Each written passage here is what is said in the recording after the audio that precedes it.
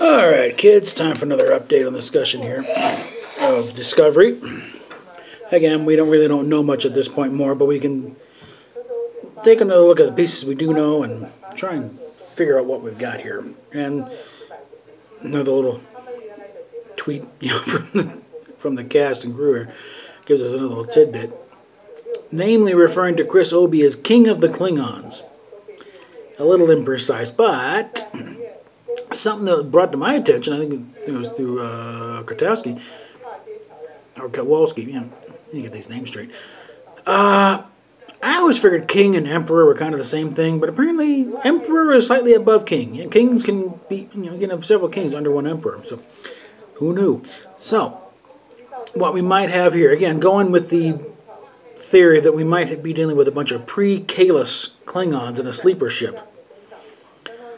What we might have in charge of this thing is one of the kings who did not appreciate Kahless and took off on his own, or maybe was already in flight when Kahless took over, and this guy, just he's about to wake up to a whole new thing. I said, "What do you mean?" So either way, it could be interesting, and it could still work. It would work in very nicely with these being ancient pre-Kahless Klingons. Now, as for the finally revealing the name of number one, I don't know where they got Rainsford from, but Michael Burnham. Okay, fine. This doesn't mean she's transgender, guys. In fact, that actually goes against it, because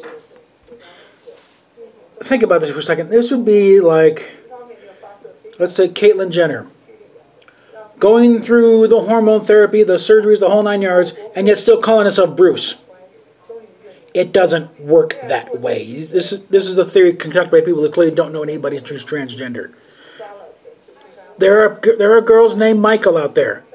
The two off the top of my head, get cited all the time. Michael Lerner from the Waltons. Walton, yeah. And some I remember Michael Steele.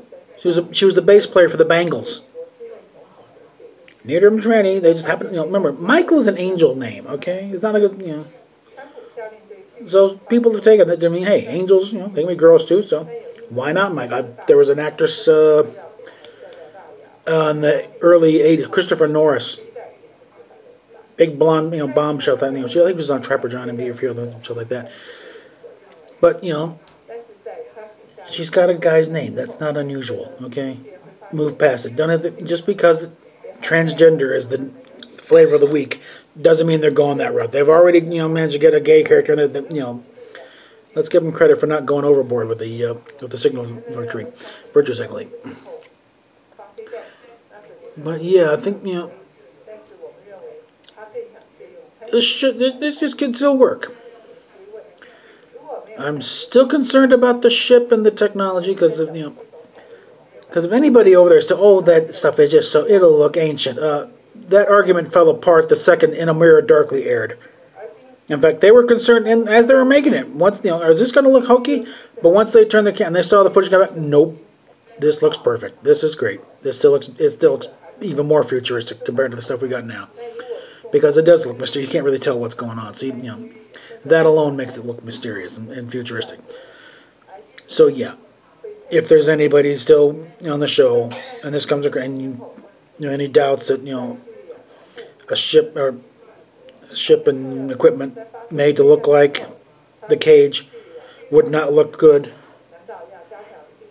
put that out of your mind right now. One, also, because every time that any of the series have gone back to this time period, they have been slavishly accurate to the detail, to the point where in a lot of times they're actually using actual footage, so that you have no choice but to match up with it.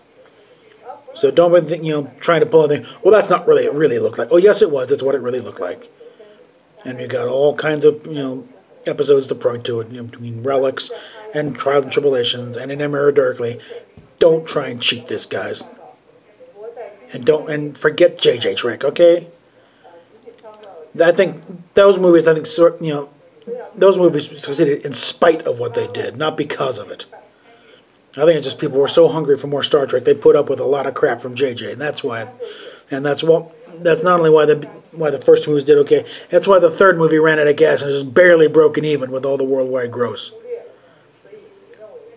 So let's disabuse yourself of the notion right there that JJ was somehow revived. JJ just happened to do a Star Trek movie. Okay, he did not revive the brand. It was waiting there to be revived by anybody and anything. Okay. You could have put Bill Shatner on a stool reading the phone book, called it Star Trek, Yellow Pages, and it would have made some bucks, okay? So, let's not overblow, JJ's contribution to it. All right, as always, Patreon, PayPal, Cafe Press. In fact, the shirt I have here, to really show your appreciation for all that Alec Kip Peters did with the accent art thing, here's the front, and on the back, the aftermath. These are all the guidelines. Quoted straight from StarTrek.com.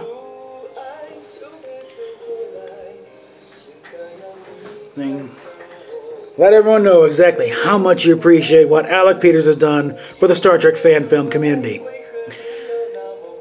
Available through Cafe Press down below. Either the yellow on dark, or also I got it on black on light colored shirts too. So, links down below. Shop early, shop often, and catch you later.